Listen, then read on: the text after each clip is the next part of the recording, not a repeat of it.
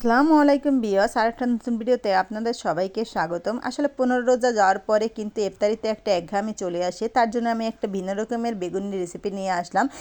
এই বেগুনিটা খেলে কিন্তু একদম ভালো লাগবে আর কোনো একঘেয়েমি থাকবে না। এখন চলে যাচ্ছি বেগুনিটা বানাতে। এখানে কিন্তু আমি দেখুন কিছুটা জিরা আর একটা এলাচ দিয়ে দিয়েছি। আপনারা চাইলে এখানে কিন্তু কিছুটা ধনিয়াও দিতে পারেন। তারপর হালকা করে একটু ভেজে নিলাম। এখন একটা শিলপাটায় করে এগুলো একটু গুঁড়ো করে নিব। একদম গুঁড়ো করার দরকার নেই, একটু আস্তে আস্তে করে নিব। এখন এগুলো তুলে নিব, তুলে একটা বাটিতে রেখে দিব। আর এখানে কিছুটা ধনিয়া পাতা আর কিছুটা কাঁচামরিচ দিয়ে দিলাম। এখন কিন্তু এগুলো বেটে নিব। এই যে দেখুন বেটে কিন্তু এটা পেস্ট করে নিব। আপনারা চাইলে কিন্তু এটা ব্লেন্ডারেও করে নিতে পারেন, আমি কিন্তু এটা শিলপাটায় করে নিলাম।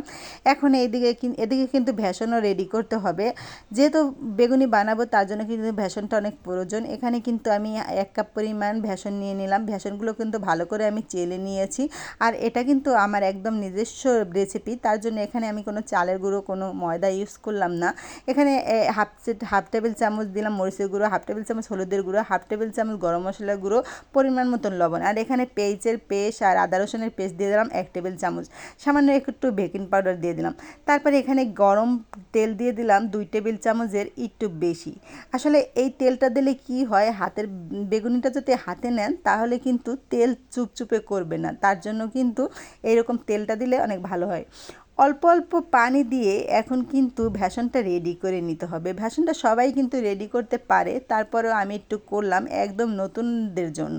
এই যে দেখুন হাত দিয়েও আপনারা করতে পারেন, আবার চাইলে কিন্তু চামচ দিয়েও করতে পারেন। এই যে দেখুন আমার ভেষণটা কিন্তু একদম রেডি হয়ে গেছে। এই যে দেখুন কেমন হয়েছে বলেন, অনেক সুন্দরই তো হয়েছে। এখন এখানে আগের থেকে গুঁড়ো করার মশলাটা দিয়ে দিলাম। এই যে দেখুন আস্ত মশলাটা দিয়ে দিলাম। এখন কিন্তু এখানে আমি কি করব, বেগুনিগুলো চিকন চিকন করে কেটে নিয়েছি। এই যে দেখুন বেগুন কিন্তু একদম চিকন চিকন করে কেটে নিয়েছি। আর কিন্তু আমি একদম লম্বা বেগুন নিলাম। এখন কিন্তু এই বেগুনটার ভিতরে এই যে মশলাটা বেটে রেখেছিলাম ধনিয়া পাতা আর কাঁচামরিচ, সেটা কিন্তু ভালো করে মাখিয়ে নেব। এই যে দেখুন একদম ভালো করে এই পিঠ আর ওই পিঠ ভালো করে কিন্তু মাখিয়ে নিলাম। এখন কিন্তু এটা মাখিয়ে বেশিক্ষণ রাখা যাবে না, সাথে সাথে কিন্তু ভেজে ফেলতে হবে। আমি কিন্তু চুলার উপরে তেল দিয়ে ওটা মাখিয়েছি। এখন দেখি যে বেসনটা দিয়ে তেলটা গরম হয়েছে কিনা। দেখি তেলটা একদম গরম হয়ে গেছে। তারপর কিন্তু বেসনের ভিতরে চুবিয়ে ভালো করে বেগুনটা দিয়ে দিলাম। আসলে ভালো করে যদি তেলটা গরম হয় তাহলে কিন্তু বেগুনিটা অল্পতেই কিন্তু ফুলে উঠবে। দেখি তো বুঝতে পারছেন যে তেলটা কিন্তু পারফেক্টলি হয়ে গেছে। এই পর্যায়ে কিন্তু চুলার আঁচটা একদম মিডিয়াম টু লো হিটে থাকতে হবে, না হলে কিন্তু বেগুনিটা কিন্তু ভিতরে হতে চাইবে না আর উপরে কিন্তু একদম কালারটা এসে যাবে। তার জন্য মিডিয়াম আছে কিন্তু বেগুনিগুলো ভাজতে হবে। এই যে দেখুন এক এক করে আমি কিন্তু বেগুনিগুলো দিয়ে দিচ্ছি আর কিন্তু লাল লাল করে বেগুনিগুলো ভেজে নিচ্ছি। আসলে একটু কড়া হলে কি হয় যে অনেকক্ষণ পর্যন্ত কিন্তু এটা মচমচে থাকে। এই যে দেখুন একদম কিন্তু কালারটা দেখেই বুঝতে পারছেন যে কতটা মচমচে হয়েছে। এটা যদি আপনারা ইফতারির 1 ঘন্টা আগেও ভেজে নেন তাহলে কিন্তু দীর্ঘক্ষণ পর্যন্ত এটা মচমচে থাকবে। এই যে দেখুন সবগুলো আমার একদম ভাজা হয়ে গেছে। এখন একটু পরিবেশন করে দেখাচ্ছি।